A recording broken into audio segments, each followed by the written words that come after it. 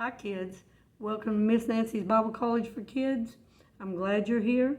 Today's lesson is in Matthew 25, and my question to you is, are you a saint? If you are you a servant? Whose are you? Are you God's or are you the devil's? And what are you doing for the Lord? So, we're not going to have the questions and answers at the end, but I hope you enjoyed this lesson. Then shall the kingdom of heaven be likened unto 10 virgins, which took their lamps and went forth to meet the bridegroom. And 5 of them were wise, and 5 were foolish. I want to point out that each one of these do have a light. They're a virgin. They have a lamp. Their lamp is when God breathes that into life into them. Everybody's got a lamp that one day will go out. But anyway, it's going to test whether we're a saint or not. So 5 foolish and 5 wise, and I'm going to go on. They that were foolish took their lamps. Remember, everybody's got one. And took no oil for them or with them. But the wise took oil in their vessels with their lamps. Now, oil here represents the Spirit. Do you have the Spirit of Jesus living in you? So, this, when it talks about the kingdom of heaven here, it's a sphere or a circle of, do you have a profession of faith? Are you a Christian? Do you have Jesus living in you? And that's what you need to know for sure. And the oil, like I said, is a type of the Holy Spirit. You either have him in you or you do not. And if any man hath not the Spirit of Christ, he is none of his. And that's according to Romans 8, verse 9. Nor could it be said that the Lord, I know you not. So, do you have him or don't you have him? That is the question. While the bridegroom tarried, they all slumbered and slept. Are you asleep or are you awake? Miss Nancy don't know, but you do. If you're asleep and you're tricked and you're not awake, wake up. Wake up. And at midnight there was a cry made, Behold, the bridegroom cometh. Go ye out to meet him. Now I know that we've had this lesson somewhat before. But then all the virgins arose and trimmed their lamps. If you have an old-fashioned lamp, you have to trim that to keep the dirtiness off of it. But all of them rose up. And the foolish said to the wise, Give us of your oil, for our lamps are gone out. Guys, if you're sleeping, if you're not saved, your lamp is not lit for the Lord. I will say that. But the wise answered. Now these virgins had it right. The wise answered, saying, Not so, lest there be not enough for us and you, but go ye rather to them that sell and buy for yourselves. Well, I want to say right here, you can't buy salvation. It's free. It's already been paid for. But you can get in on it just by asking Jesus Christ into your heart to save your soul because you're a sinner. And let me remind you, the Bible says that we've all sinned and come short of the glory of God. So, if you know you're a sinner, you're ready to be saved. And all you have to do is confess that you're a sinner and ask him to save you. Remember that Jesus died on the cross according to the Scriptures, that he was buried and rose again according to the Scriptures on the 3rd day. And you have to believe that. If you do, you can be saved today. But the wise told him, No, you'd better go buy for yourself. And while they went to buy, the bridegroom came. The church is the bride of Christ. Christ is our bridegroom. We should love him with everything that's in us because he loved us first and he died for us so that we could go to heaven, babies. Don't turn him down. And while they went to buy, the bridegroom came, and they that were ready went in with him to the marriage. And the door was shut. One day, this age that we live in, called the grace age, is going to be gone. And when he comes back, it's called the rapture. He's going to take every saved person up with him. But the lost will still be here, and then that door is going to shut. man, it's going to slam shut. There ain't going to be no more mercy. No more praying on earth. Nobody begging for your soul. Today is the day. Now is the time for you to get saved, so please do it. But afterward came also the other virgins, saying, Lord, Lord, open to us. But he answered and said, this is the saddest words I can imagine anyone would ever hear. Verily, I say unto you, I know you not. If his son don't live in you, he don't know you.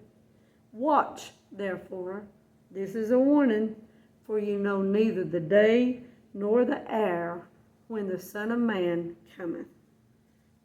And then it goes on, that's about, are you a saint? That's part of this story. And the rest of it is, are you a servant? What kind of service are you doing for the Lord? Are you a faithful servant, or are you like one of these others? But let's go on. The kingdom of heaven is as a man traveling to a far country, who called his own servants and delivered unto them his goods. And unto one he gave 5 talents, to another 2, and to another 1. To every man according to his several ability, and straightway took his journey. Then he that had received the 5 talents went and traded with the same, and made them other 5 talents. So now he has 10. And likewise, he that had received 2, he also gained other 2. So he did good. But he that received 1 went and digged in the earth and hid his Lord's money. And after a long time, the Lord of those servants comes and reckoneth with them. God's going to ask you, what did you do for my son? What did you do to bring him glory? Did you feed people? Were you kind to people? Did you speak good words? Did you clothe people? That's just some of the things Miss Nancy imagines he'll say. And so he that received 5 talents came. Everybody's going to give an account to the Lord at one judgment or the other. I pray you end in the right one. So he said to the one that had the 5 talents, he said, Lord, thou deliverest unto me 5 talents. Behold, I have gained beside them 5 talents more. And his Lord said unto him, here's what you want to hear. Well done, thou good and faithful servant. Thou hast been faithful over a few things. I will make thee ruler over many things. Enter thou into the joy of the Lord. He also that had received the 2 talents came and said, Lord, thou deliverest to me 2 talents. Behold, I have gained 2 other talents beside them. So he's reporting him. And his Lord said to him, well done, good and faithful servant. Thou hast been faithful over a few things. I will make thee ruler over many things. Enter thou into the joy of the Lord. Then he which had, Then he which had received the 1 talent came and said, Lord, I knew thee, that thou art a hard man, reaping where thou hast not sown, and gathering where thou hast not strawed. And I was afraid, and I went and hid that talent in the earth. Lo, there, thou hast it in thine hand. Guys, God gives each of us gifts. He tells us that. He wants us to stir up those gifts. I love humor. I love people, and that works really good for me. But I'm also a very serious person, and I hope that works good for me in the long run. I hope God sees that I've used the talents that He's gave me. I've written several books, which I copied from Him out of the Bible, but they're fun. I just smush them down and make them a story for Him. So I hope that brings Him glory somehow. And like these broadcasts and the ones I do on the radio, that's using my talents. But I want you guys, I challenge you guys, start using your talents today. If you can sing, sing to the Lord. If you play with others, put them first. Be kind to others. Obey your parents. That's things you can do to earn treasure today for up there in heaven where it matters. Tell others about Him. You can use your talents. All these servants had talents. Some of them used them good. Some of them didn't even use them. They hid their talents. And I'm afraid a lot of people, even Christians, born-again Christians, hide their talent and don't use it for the Lord. Nobody's perfect. Miss Nancy makes so many mistakes. I'm ashamed to tell you, so I won't. But if you're not doing anything, you don't make no mistakes. So go serve him, babies, with all you got.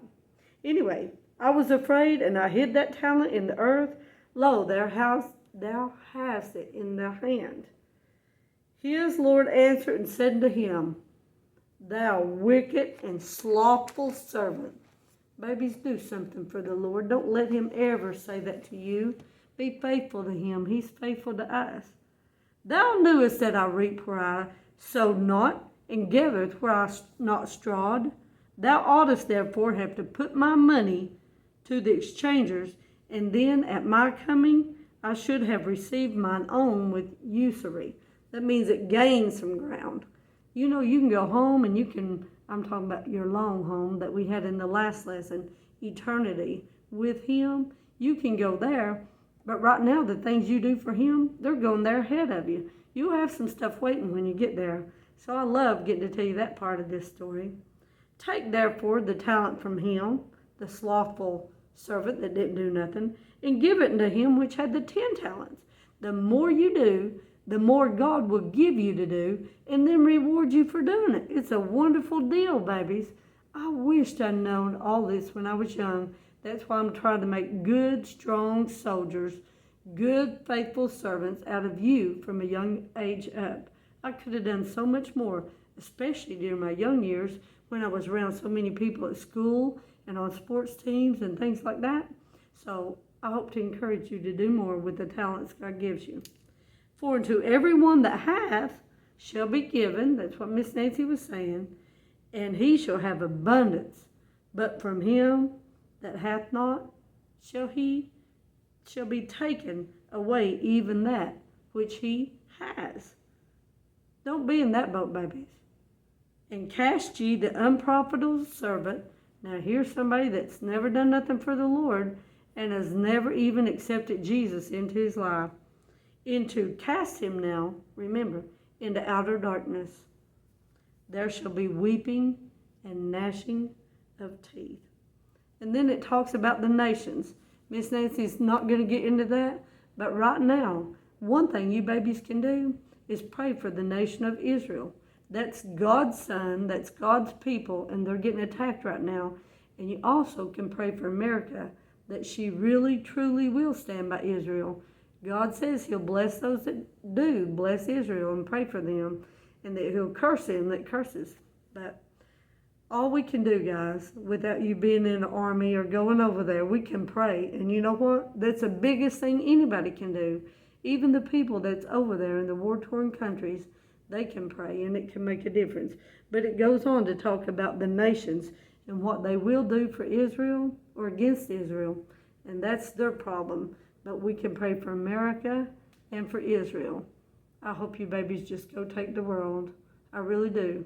Tell everybody you know about Jesus. He'll be very well pleased with you. And you know, the one thing Miss Nancy hadn't told you for a while anyway, when you pray, God hears it.